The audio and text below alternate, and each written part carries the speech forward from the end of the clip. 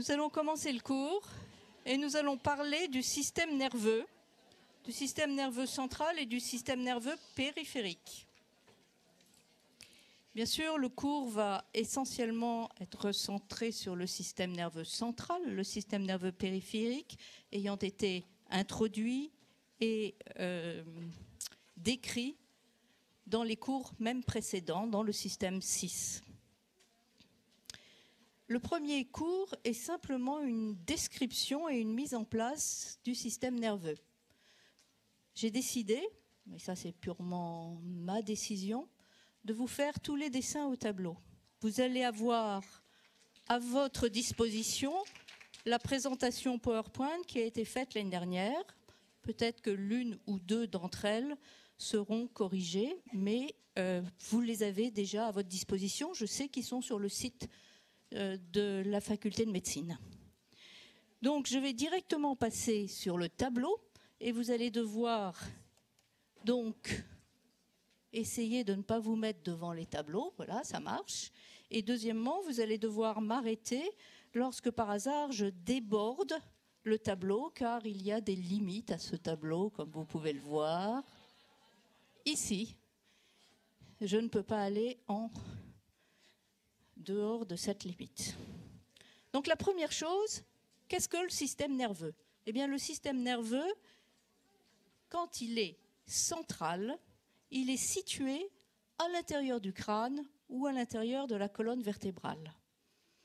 Ensuite, ce système nerveux va avoir des prolongements qui vont sortir du crâne, sortir de la colonne vertébrale, et ils vont ainsi s'appeler le système nerveux périphérique. Donc, nous allons commencer par le système nerveux central. Je vais vous mettre en place une vue latérale de l'encéphale.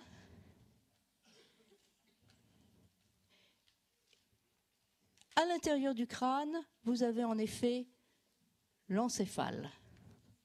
Et l'encéphale va être constitué de plusieurs parties. La première partie que je viens de dessiner, c'est le cerveau.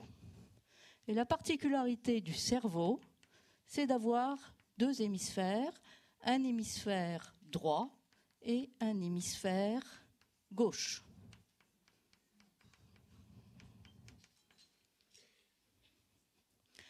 À l'intérieur de ce cerveau, vous allez avoir, et je le mets en pointillé, un cerveau intermédiaire. Ce cerveau intermédiaire, en fait, est beaucoup plus connu sous son nom embryologique. Ce cerveau intermédiaire porte le nom de diencéphale. Il est connu aussi sous le nom de son ventricule, qui est le troisième ventricule.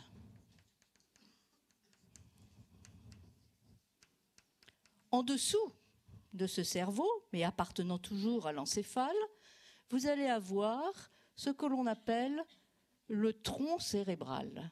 Le tronc cérébral, c'est une petite partie du cerveau, de l'encéphale, située en dessous du cerveau, donc le tronc cérébral. Il est situé en dessous du cerveau et le tronc cérébral va être la jonction entre le cerveau et la moelle. Il est formé de trois parties, comme je l'ai dessiné. La partie la plus supérieure, et nous pouvons peut-être orienter le dessin, ici nous serons à la partie supérieure du dessin, et ici à la partie dorsale ou postérieure.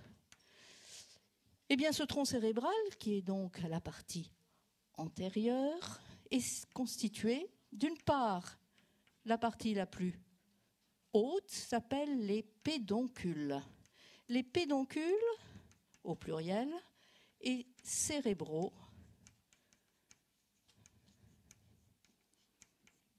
Mais ces pédoncules cérébraux, cette partie du tronc cérébral, porte aussi d'autres noms. Et là aussi, elle est très souvent connue sous son nom embryologique. Et son nom embryologique est le mésencéphale. Et très souvent dans les livres, si vous avez recours à des livres, vous aurez des chapitres intitulés le mésencéphale, et ça ne sera rien d'autre que les pédoncules cérébraux. En dessous du tronc cérébral, Vous avez une partie qu'on appelle le pont. Donc ici, vous avez le pont. Et ici, vous avez le mésencéphale. Et en dessous du pont, vous avez la moelle allongée, qui anciennement était appelée le bulbe. Donc le bulbe, c'est exactement la même chose que la moelle allongée.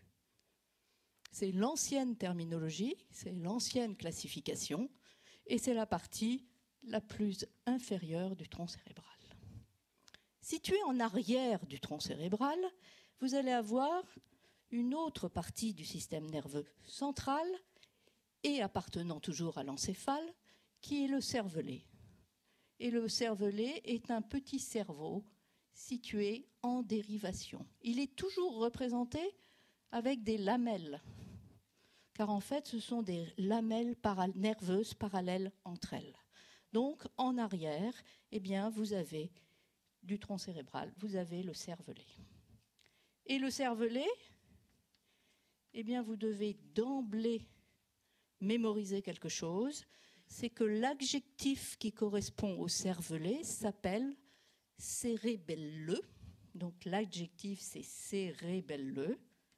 Et vous verrez qu'il ne faut pas oublier cet adjectif pour ne pas confondre ce qui est cérébral de cérébelleux.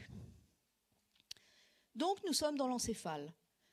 L'encéphale, je le répète, a différentes parties. La première partie, c'est le cerveau avec 2 hémisphères. La deuxième partie, c'est le cerveau intermédiaire, souvent appelé par son nom embryologique le diencéphale, souvent connu sous son nom ventriculaire. Il contient le 3e ventricule. Ensuite, vous avez le tronc cérébral. Il est situé à la partie inférieure et antérieure de l'encéphale. Il est constitué de 3 parties. Les pétoncules cérébraux, qui correspondent au mésencéphale et qui est plus souvent connu sous le nom de mésencéphale, et en dessous le pont, puis la moelle allongée. La moelle allongée s'appelle le bulbe, et très souvent vous entendrez parler de syndrome bulbaire. Eh bien, ce n'est rien d'autre que la moelle allongée. En arrière du tronc cérébral, vous retrouvez le cervelet, et une petite aparté, l'adjectif qui correspond au cervelet s'appelle cérébelleux.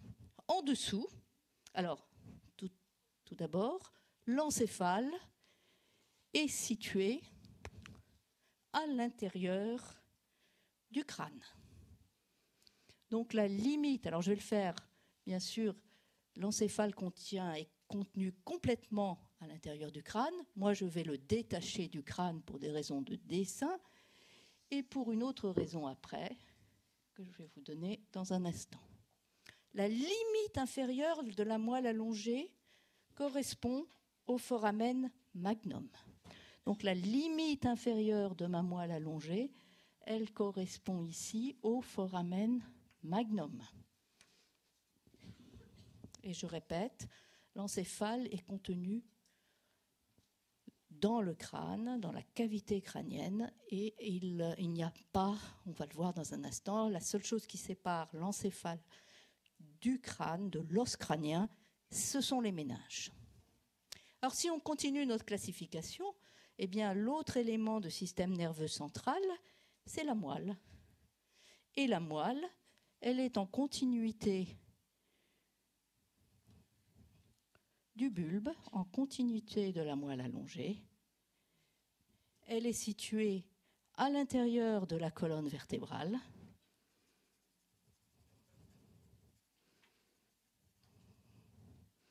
Et donc cette moelle, on peut schématiser grossièrement, et ceci très très grossièrement, ici des vertèbres sous des formes de petits pointillés. Et la première particularité de cette moelle, c'est de s'arrêter quelque part à l'intérieur du canal vertébral, et elle va s'arrêter au bord supérieur de la seconde vertèbre lombaire. Alors bien sûr, je le répète, j'ai hypertrophié le canal vertébral pour des raisons que je vais vous donner dans un instant, et pour mettre en place pour mettre en place les méninges qui vont arriver dans un instant. Donc, il y a d'une part l'encéphale, il y a d'autre part la moelle. Et la moelle, pour ne pas la confondre avec la moelle allongée, on l'appelle en général la moelle spinale. Donc là, vous connaissez toutes les différentes parties du système nerveux central.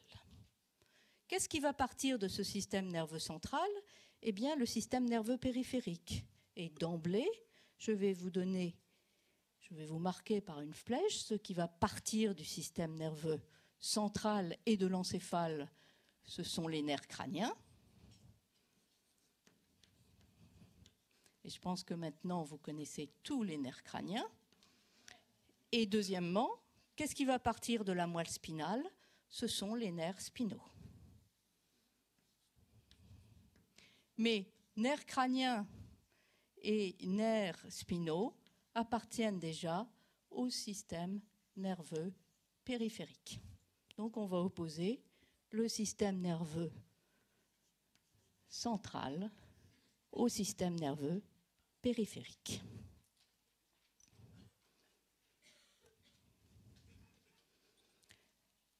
La deuxième chose que nous allons mettre en place, ce sont les méninges.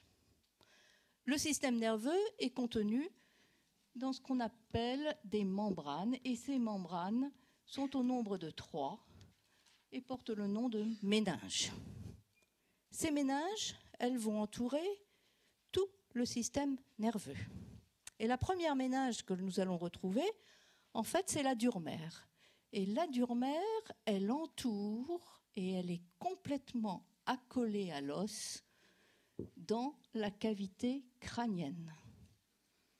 Tout décollement de la durmère au niveau du crâne est pathologique.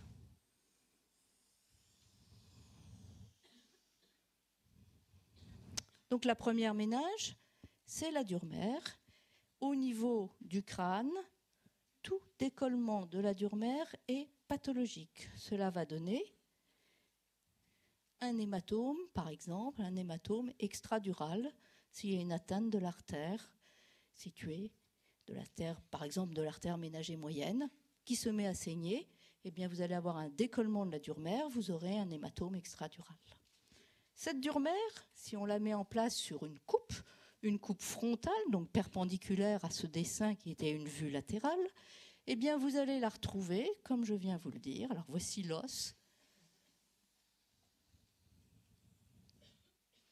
Je viens de vous dire que la durmère était complètement accolée à l'os au niveau du crâne, donc je peux doubler complètement l'os. Et cette durmère crânienne va envoyer en profondeur 2 expansions principales. La première expansion est une expansion qui est sagittale. Ça s'appelle la faux du cerveau. Donc la première expansion, elle est sagittale et elle s'appelle la faux du cerveau. La faux du cerveau va séparer les 2 hémisphères cérébraux. La seconde expansion, c'est la tente du cervelet.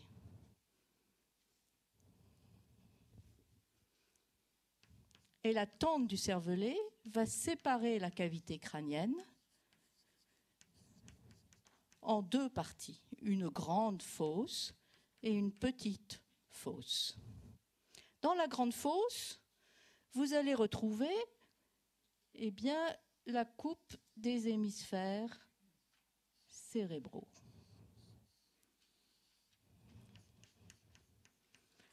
Donc en voici un, en voici un second.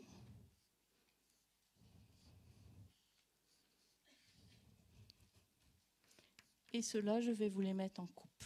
Donc dans la grande fosse crânienne, vous avez une expansion de la durmère qui s'appelle la faux du cerveau, elle est sagittale, elle va venir rejoindre la seconde expansion principale à connaître, la tente du cervelet, et elle va ainsi séparer les deux hémisphères cérébraux.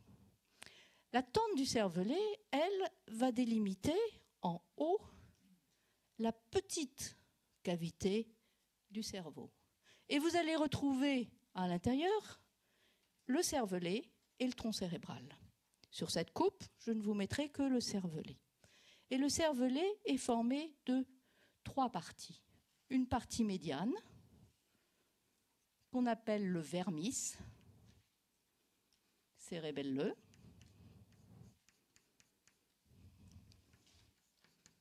et 2 parties latérales, qu'on appelle les hémisphères cérébelleux. Je vous rappelle que le cervelet, c'est un petit cerveau en dérivation du grand, qui est formé de lamelles parallèles les unes entre elles. Il est situé dans la fosse postérieure, il est situé dans la petite cavité du crâne, et il présente donc 3 parties, un vermis et 2 hémisphères.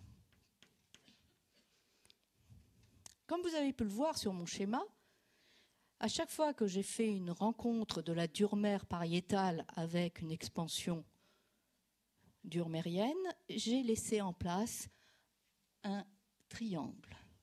Il existe en effet des dédoublements de la dure-mère situés dans le crâne à des endroits très précis. Sur cette coupe, vous en voyez 4. Et ces dédoublements de la dure-mère correspondent à des sinus veineux. Vous allez avoir du sang veineux, et ces sinus veineux vont permettre de drainer le sang veineux qui se situe dans la boîte crânienne. Dans ces sinus veineux, eh bien, vous aurez, comme je viens de le dire, du sang veineux. Donc je mets en bleu. Vous voyez ce bleu ?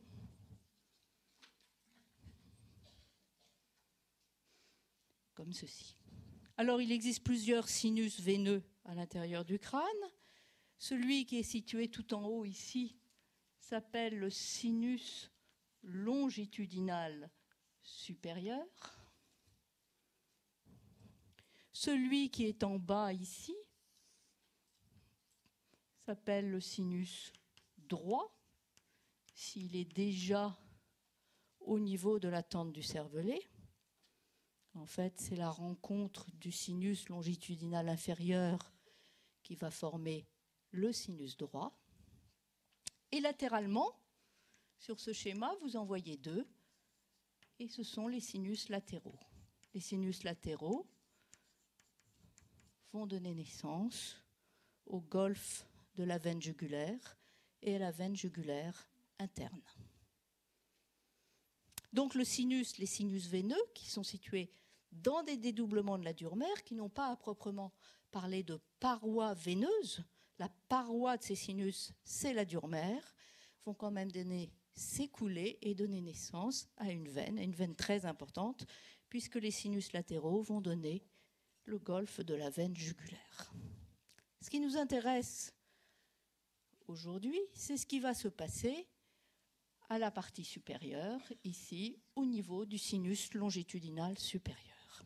En effet, jusqu'à présent, nous n'avons parlé que d'une méninge qui est la dure-mère. Il existe 2 autres méninges. Ces 2 autres méninges sont d'une part l'arachnoïde et d'autre part l'apimère. Si j'agrandis le dessin qui est situé en haut de celui-ci, voici l'os. Qu'est-ce que l'on a d'autre ? De la dure-mère accolée à l'os. On a mis en place une expansion de la dure-mère qui est la faux du cerveau, et on a délimité un sinus qui est le sinus longitudinal supérieur. On avait mis en place les hémisphères cérébraux, donc on va en voir qu'une petite partie. Et bien sûr, il y en a un droit et il y en a un gauche. L'arachnoïde tapisse complètement la dure-mère.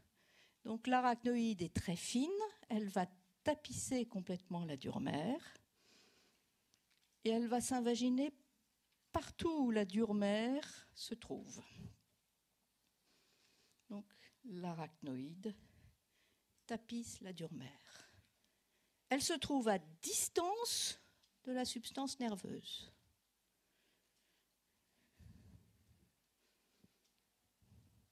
Et l'autre particularité de cette arachnoïde, c'est qu'elle va envoyer dans le sinus veineux des villosités. Et ces villosités, qui s'appellent des villosités arachnoïdiennes, vont permettre la résorption du liquide cérébro-spinal.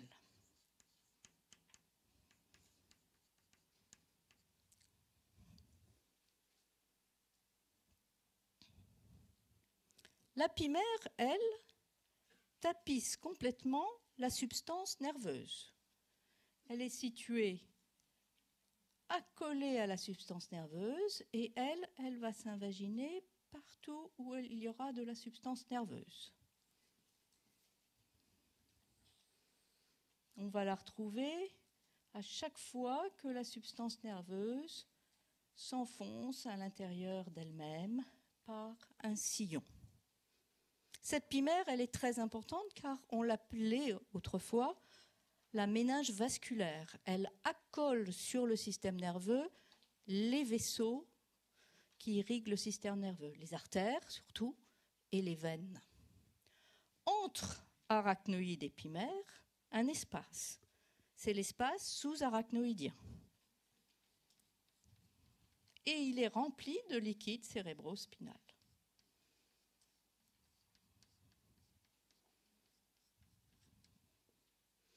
Donc, l'autre point tout à fait important, c'est, je ne vous l'ai pas marqué ici, la pimère. Entre pimère et arachnoïde, un espace. Et cet espace contient du liquide cérébro-spinal.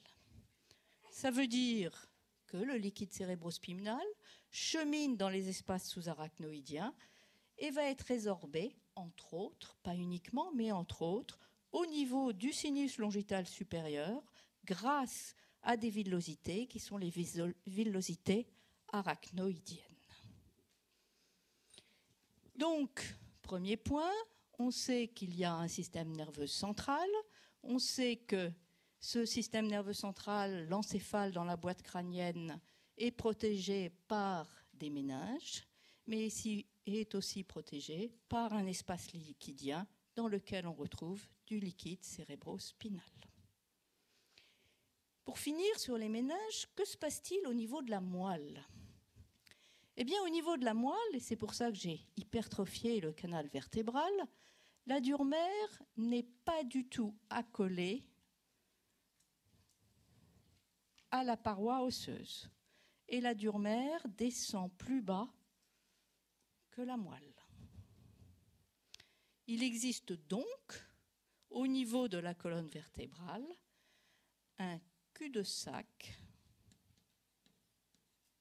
dural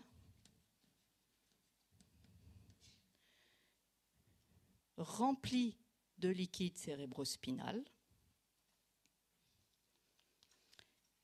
et dans lequel, et on le reverra ici en décrivant la moelle, vous allez retrouver des racines qui vont former les nerfs spinaux. Et ces racines vont littéralement être libres dans ce liquide cérébrospinal avant de sortir par les foramen intervertébraux. Et on verra qu'au niveau de ce canal vertébral, il existe donc en dessous de la terminaison de la moelle des racines complètement libres. Et ces racines complètement libres portent un nom que je vais vous donner tout de suite. Ça s'appelle la queue de cheval. Mais j'anticipe déjà sur le cours suivant. celui de 15 heures. Donc, une différence notoire au niveau des méninges entre les méninges crâniennes, où la dure mère est accolée à l'os, et les méninges de la colonne vertébrale et les méninges spinales qui sont décollés de l'os, avec pour conséquence une moelle qui s'arrête avant la terminaison du cul-de-sac dural, avec des racines qui flottent dans ce liquide cérébrospinal et surtout un espace entre l'os et la dure mère, et cet espace s'appelle l'espace épidural. Et dans cet espace épidural, vous allez avoir de la graisse, des vaisseaux, etc. Alors, le liquide cérébrospinal, vous avez vu où il était situé au niveau des méninges, mais où est-il réellement? D'où vient-il ce liquide cérébrospinal? Eh bien, ce liquide cérébrospinal vient de cavités qui sont situées à l'intérieur de l'encéphale. Et ces cavités, nous allons tout de suite les mettre en place. En fait, il faut vous souvenir qu'au niveau embryologique, vous allez avoir une vésicule. Alors, le titre ici, c'est ventricule. Ah ah, il faut changer de tableau.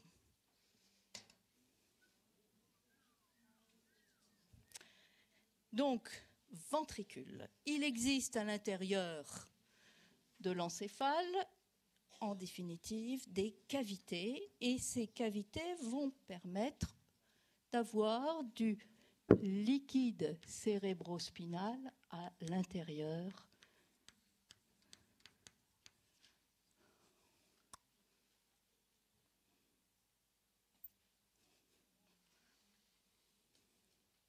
Pas de chance.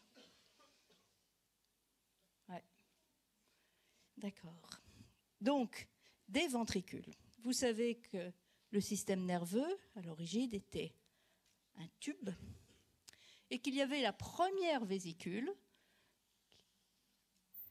qui va donner la vésicule diencéphalique et qui va donner, je vais mettre diencéphale, ça sera plus court, qui va donc donner ce que je vous disais tout à l'heure, le troisième ventricule. Autour de cette vésicule diencéphalique va s'entourer deux autres vésicules. Et il va y avoir un mouvement de rotation autour de cette vésicule diencéphalique que vous allez retrouver tout au cours du système nerveux central. Vous allez voir s'entourer la substance nerveuse, vous allez voir s'entourer énormément de choses autour d'un point. Et pour les ventricules, le pivot d'enroulement, c'est le diencéphale, c'est le troisième ventricule. Alors que se passe-t-il? Je vais vous dessiner les ventricules pour vous donner les noms de ces ventricules. Il est évident que nous allons les revoir dans 2 jours. Alors, premier ventricule à décrire, le ventricule du diencéphale, le ventricule du cerveau intermédiaire, le troisième ventricule. À l'état adulte, je dirais, il prend une forme un peu particulière. Donc ça, c'est le troisième ventricule. Ce ventricule va se continuer par la cavité qui est située au niveau du tronc cérébral. Et vous allez avoir en continuité le troisième ventricule avec la cavité du tronc cérébral qui est le quatrième ventricule. Entre le troisième ventricule et le quatrième ventricule, un conduit qu'on appelle l'aqueduc du cerveau. Et l'aqueduc du cerveau correspond à la cavité du mésencéphale. c'est la cavité mésencéphalique.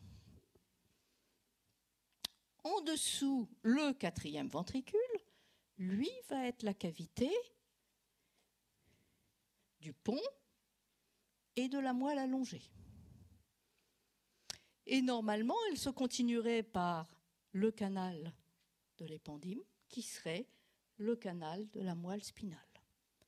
Chez l'homme, ce canal est obstrué. Autour du troisième ventricule, c'est-à-dire de la cavité diencéphalique, vous allez avoir ce phénomène d'enroulement de deux ventricules, un droit et un gauche. Ces ventricules portent le nom de ventricules latéraux. Et ils vont complètement s'enrouler autour de la cavité diencéphalique. Donc, vous devez automatiquement retrouver un ventricule latéral droit et un ventricule latéral gauche. Alors, je vous le dessine comme ceci. Je pourrais, en profondeur, vous en mettre un autre. Mais je ne sais pas si vous pouvez... Ah si, ça se voit. OK. Donc, quels sont les noms des ventricules, c'est-à-dire des cavités situées à l'intérieur de la substance nerveuse? La cavité, je vous l'ai déjà donné, du diencéphale, c'est-à-dire du cerveau intermédiaire, porte le nom de troisième ventricule. Autour de la cavité du troisième ventricule vont s'organiser les cavités des hémisphères cérébraux qui portent le nom de ventricules latéraux. Ensuite, il existe une relation entre le troisième ventricule et les cavités du tronc cérébral. Les cavités du tronc cérébral s'appellent l'aqueduc du cerveau, au niveau des pédoncules cérébraux, et du quatrième ventricule, en ce qui concerne le pont et la moelle allongée. Ensuite, il se continue normalement cette cavité au niveau de la moelle spinale, mais elle est obstruée chez l'homme. Le liquide cérébrospinal, qui est l'objet de la mise en place du liquide des cavités, est situé dans tous ces ventricules. Le liquide cérébrospinal est contenu dans ces ventricules. Et le seul endroit où il peut sortir de ces ventricules, c'est au niveau du quatrième ventricule. Donc le liquide cérébrospinal va se retrouver dans les ventricules. Il est contenu par le ventricule. Et le seul endroit où il sort de la substance nerveuse, ce sera au niveau du quatrième ventricule. Ceci a une conséquence tout à fait importante.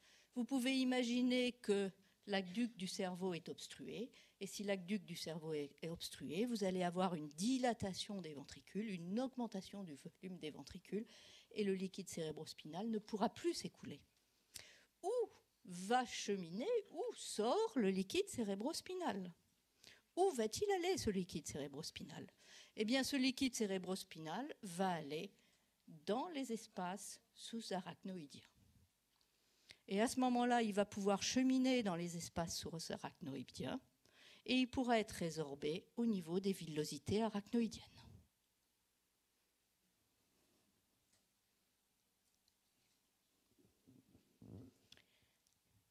Alors maintenant, on va passer à un nouveau chapitre. Qu'est-ce que c'est que la substance nerveuse? Je ne vais pas vous faire un cours d'histologie, ce n'est pas mon but. Mais la substance nerveuse est formée en fait de neurones, d'une cellule nerveuse qu'on appelle le neurone. Cette cellule nerveuse va contenir un corps cellulaire, va avoir un axone et bien sûr des dendrites. Vous connaissez certainement mieux ça que moi. En fait, il faut différencier dans la substance nerveuse deux parties importantes. Une partie qui va correspondre au corps cellulaire, que je fais en rose ici, et qui est en fait l'appareil fonctionnel de la substance nerveuse. C'est la partie qui va lui permettre d'intégrer des informations et de donner des informations. Et cette partie fonctionnelle porte des noms différents suivant la localisation dans le système nerveux central. Vous allez la connaître sous le nom de substance grise, et ça sera au niveau de la moelle. Vous allez connaître le mot de cortex au niveau de l'encéphale. Mais vous pouvez aussi entendre parler du nom, par exemple, de noyau. Dans tous les cas, quand vous entendrez parler de substance grise, de noyau, de cortex, il s'agira toujours de corps cellulaire et d'une partie fonctionnelle du système nerveux. On oppose cette partie fonctionnelle à une autre partie qui est constituée d'une part par les axones, d'autre part par les dendrites, et qu'on appelle la substance blanche.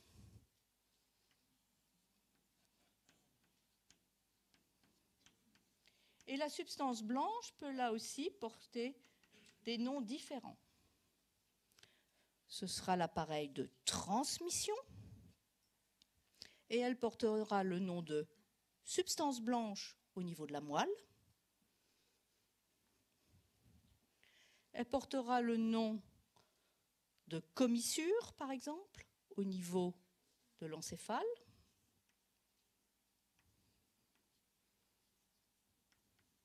Elle portera le nom de faisceau, de tractus.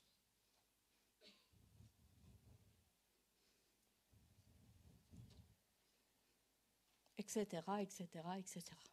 Donc il faut bien différencier ces deux parties au système nerveux. Une partie fonctionnelle, qui sera la substance grise, les noyaux, le cortex, et une partie de transmission,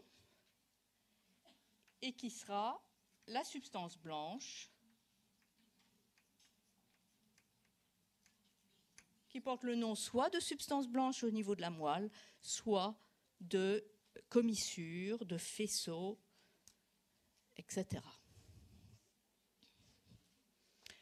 Donc on a vu une partie du système nerveux central, on a vu la classification des différentes parties du système nerveux central, on a vu que ce système nerveux central était situé soit à l'intérieur du crâne, soit à l'intérieur de la colonne vertébrale et protégé par des méninges.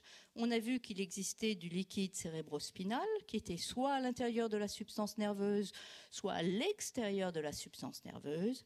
Et on a vu qu'il existait deux grandes parties à bien mémoriser, la différence entre la substance grise qui est fonctionnelle et la substance blanche qui est l'appareil de transmission des informations nerveuses. Alors, qu'est-ce qu'il nous reste à voir? Eh bien, il nous reste à voir, à redéfinir, et je pense que vous savez tous ça, le système nerveux périphérique et le système nerveux autonome. Et je pense que là aussi, vous savez tout. Donc, ceci sera simplement une révision. Donc, le système nerveux périphérique. Le système nerveux périphérique, on l'a déjà défini tout à l'heure, on a dit que c'était les nerfs crâniens et les nerfs spinaux.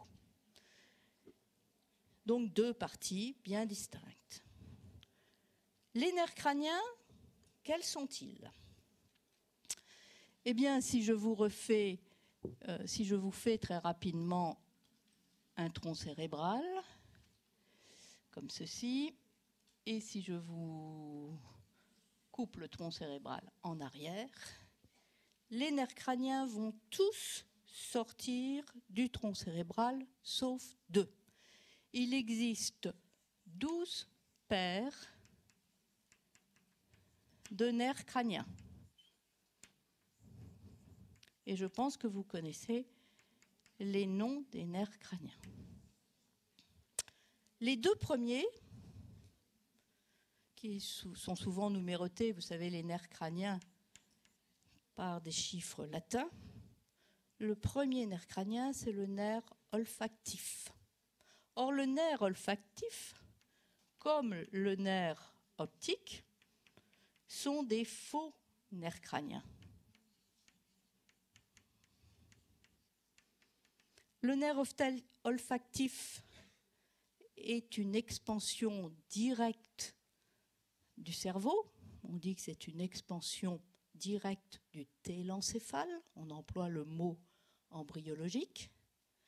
Et le nerf optique est une expansion directe du diencéphale. Sur une vue en fait latérale, eh bien, on pourrait marquer ici le nerf optique, le 2.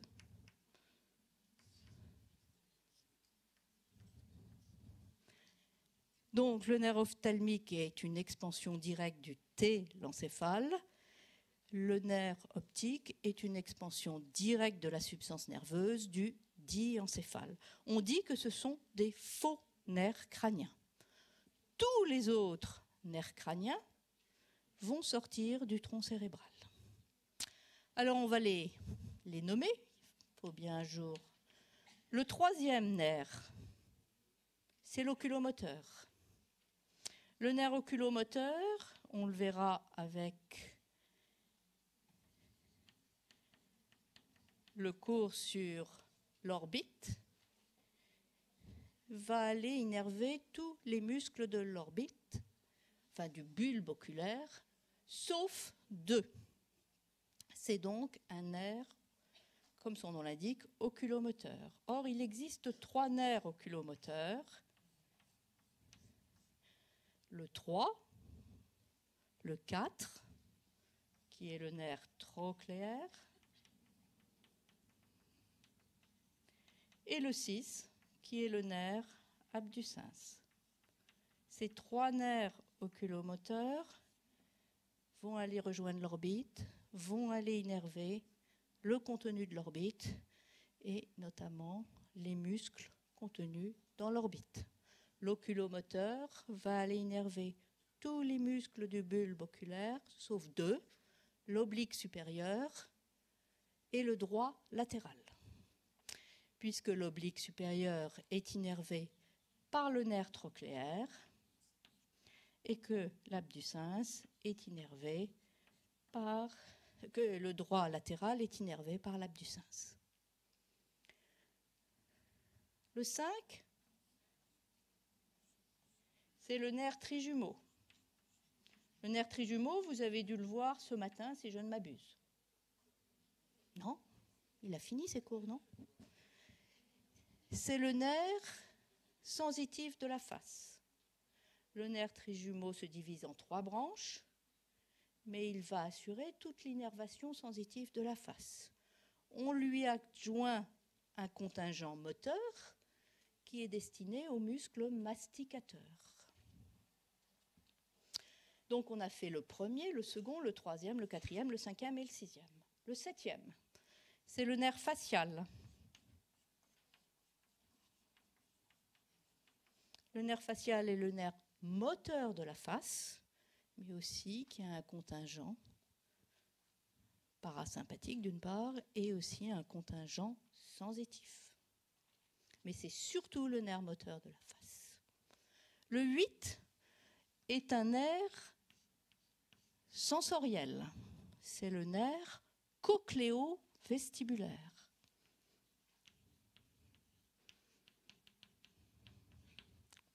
Sensoriel pour l'équilibration et pour l'audition. Ensuite, nous avons 3 nerfs qui ont une fonction très proche, qui sont des nerfs, pour les 2 premiers, mixtes, parasympathiques, sensitifs, moteurs. Le 9, c'est le glossopharyngien.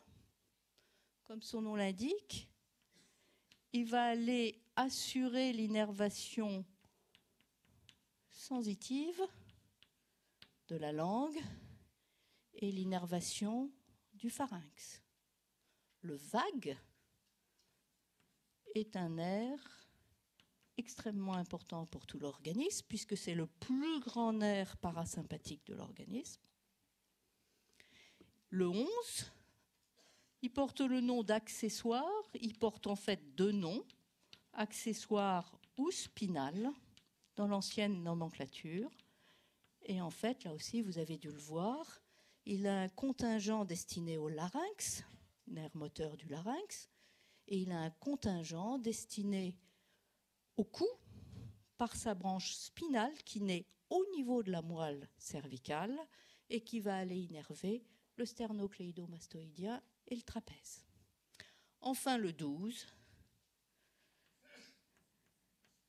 qui s'appelle le nerf hypoglosse. Et lui, il est uniquement moteur. C'est un nerf moteur, c'est le nerf moteur de la langue.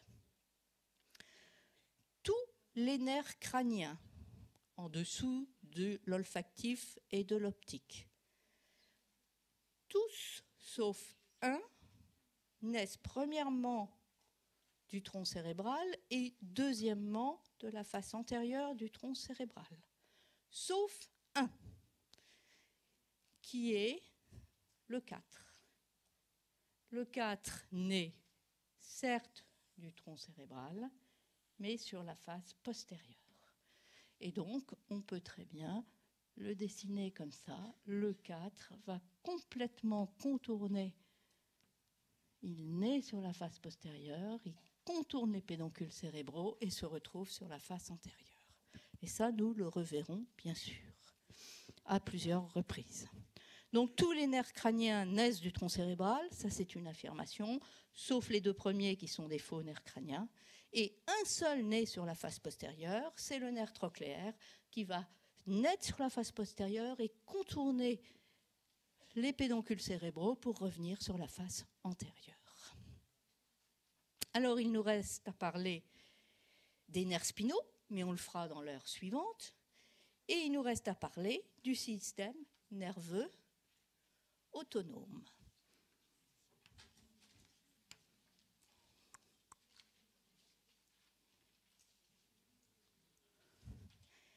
Alors, le système nerveux autonome est formé de deux grandes parties. Une partie sympathique et une partie parasympathique. Le système nerveux autonome va assurer l'innervation viscérale. Le système nerveux autonome va avoir une partie centrale et une partie périphérique. Et en général, on oppose le système nerveux sympathique du système nerveux parasympathique. Pour comprendre le système nerveux sympathique, je vais devoir vous faire une coupe de la moelle. Et je vais vous faire une coupe de la moelle au niveau thoracique. Donc je vais anticiper sur le cours de 15 heures. Donc je vais vous faire une moelle que je vous décrirai tout à l'heure, avec de la substance grise qui est centrale, de la substance grise qui est à la fois antérieure et postérieure. Mais la particularité de la moelle thoracique, c'est d'avoir cette espèce, ce qu'on appelle d'ailleurs une corne ici, qui est une corne latérale. La substance grise dans la moelle est entourée de substances blanches. Ça, ce n'est pas nouveau pour vous.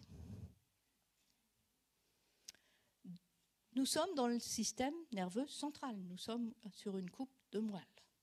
Donc, ce centre au niveau de la corne latérale, situé au niveau de la moelle thoracique, correspond au système nerveux central sympathique. Il est situé entre le segment cervical, le 8e, et le segment lombaire, le 1er. Donc on dit que cette corne latérale de la moelle est située entre C8 et L1. En effet, la moelle est une succession de segments qu'on ne voit pas du tout quand on regarde une moelle, et en fait qui va correspondre à l'émergence des nerfs spinaux. Là aussi, on va le revoir dans un instant. Donc, le système nerveux sympathique, les centres du système nerveux sympathique, sont situés entre les 8e segments cervicaux, 8e segment cervical de la moelle, et le premier segment lombaire de la moelle. Nous allons orienter notre schéma de telle sorte que la partie postérieure va se trouver en haut du tableau et la partie latérale ici. Partant de la moelle, et on anticipe là encore sur le cours suivant, eh bien, il y a une racine postérieure. La racine postérieure a comme particularité de se renfler. Et ce renflement postérieur porte le nom de ganglion nerveux spinal. La racine antérieure va venir s'accoler à la racine postérieure et ces deux racines vont former ensemble le nerf spinal.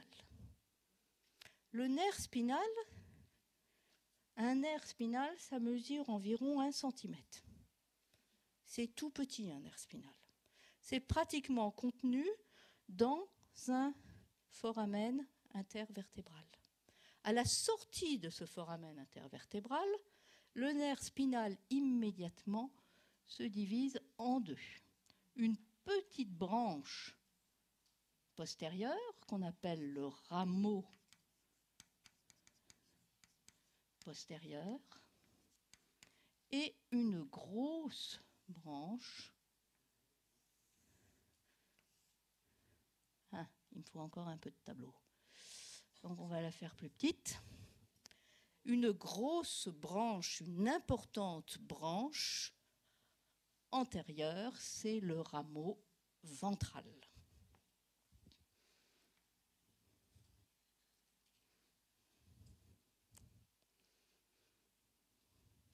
Qu'est-ce qui se passe au niveau du système nerveux autonome? Eh bien, je vais le faire en orange. Dans cette corne latérale de la moelle, il y a une fibre qui va sortir par la racine antérieure de la moelle, qui va cheminer dans le nerf spinal, mais très très vite, elle va sortir du nerf spinal. Et elle va sortir du nerf spinal pour se diriger vers des ganglions sympathiques qui sont latéraux vertébraux. Alors je vais vous en dessiner 2 ou 3.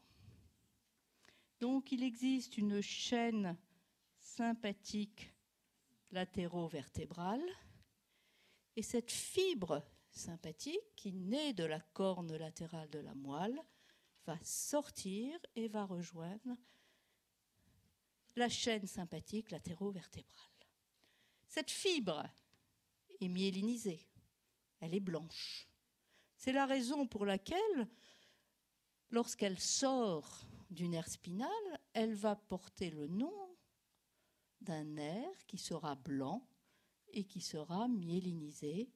C'est le rameau communicant blanc. Que lui arrive-t-il à cette fibre?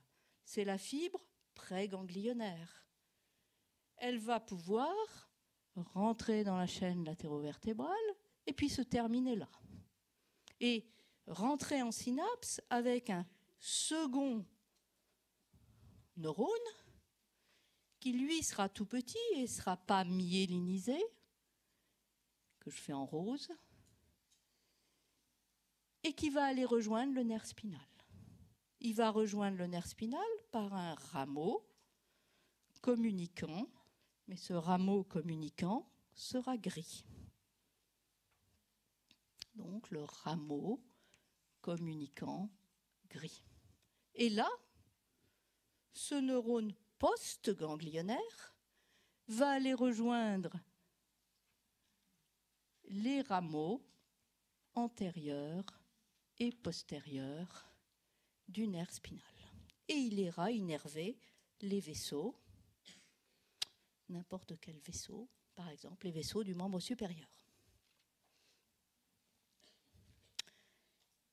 Le neurone qui part de la corne latérale de la moelle thoracique, qui est donc sympathique, n'a pas cette seule destinée.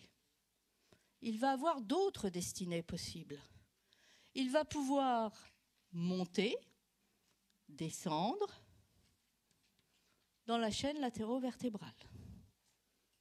Et il va se terminer parfois à distance de son origine, mais parfois aussi, il va emprunter un autre nerf que vous connaissez tous, que vous avez appris l'année dernière, qui s'appelle les nerfs splanchniques.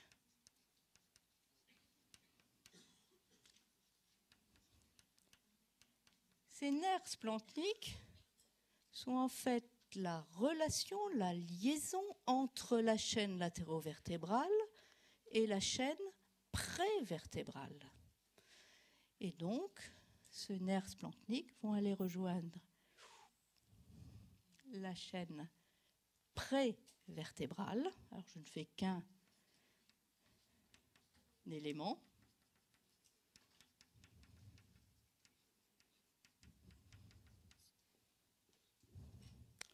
Donc, je reprends mon rameau qui naît de la corne latérale de la moelle. Il va sortir par la racine antérieure. Il va emprunter un rameau communicant blanc. Il va emprunter un rameau communicant blanc. Il va cheminer dans la chaîne latéro-vertébrale. Et puis, il ne va pas se terminer dans cette chaîne latéro-vertébrale. Il va emprunter un nerf splanchnique et il ira se terminer dans la chaîne ganglionnaire prévertébrale. Et c'est là simplement qu'il donnera son information aux neurones post-ganglionnaires. C'est dans la chaîne prévertébrale qu'il va rentrer en synapse avec le neurone post-ganglionnaire et qui, à ce moment-là, il ira innerver les viscères, par exemple, les viscères abdominaux.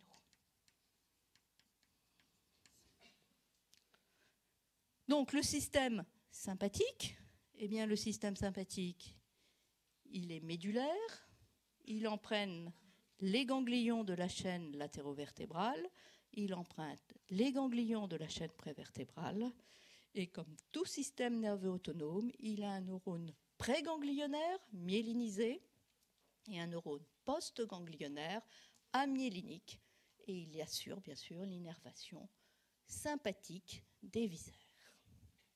Le système nerveux sympathique s'oppose en tout au système nerveux parasympathique.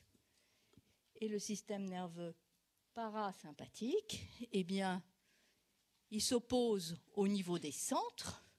En effet, le système nerveux parasympathique se situe au niveau des centres. Alors là aussi, je vais anticiper quelque peu sur les cours suivants. Il va naître au niveau du tronc cérébral. Donc voici une vue schématisée du tronc cérébral. Il va naître aussi au niveau de la moelle, mais non pas au niveau de la moelle thoracique comme précédemment, mais au niveau de la moelle sacrée. Donc les centres du système nerveux parasympathique sont situés au niveau du tronc cérébral. Le plus grand, c'est le centre qui correspond au nerf vague, au 10, mais aussi aux autres centres parasympathiques qui sont le 3, le 7 et le 9. Donc il y a 4 grands nerfs parasympathiques crâniens, le nerf oculomoteur, le nerf facial, le nerf glossopharyngien et le nerf vague. Et les centres parasympathiques sont situés, ce sont des noyaux, c'est-à-dire de la substance grise, situés au niveau du tronc cérébral. Mais il existe aussi un parasympathique pelvien. Et c'est la raison pour laquelle on dit que les centres parasympathiques sont situés aux deux extrémités du système nerveux, alors que les centres sympathiques sont regroupés au niveau de la moelle thoracique. L'un est éclaté et en différents noyaux aux deux extrémités du système nerveux, l'autre est situé, regroupé dans la moelle thoracique. Quels sont les nerfs parasympathiques ? Eh bien, les nerfs parasympathiques, je le répète, c'est le nerf oculomoteur, c'est le nerf facial, c'est le nerf glossopharyngien et c'est le nerf vague.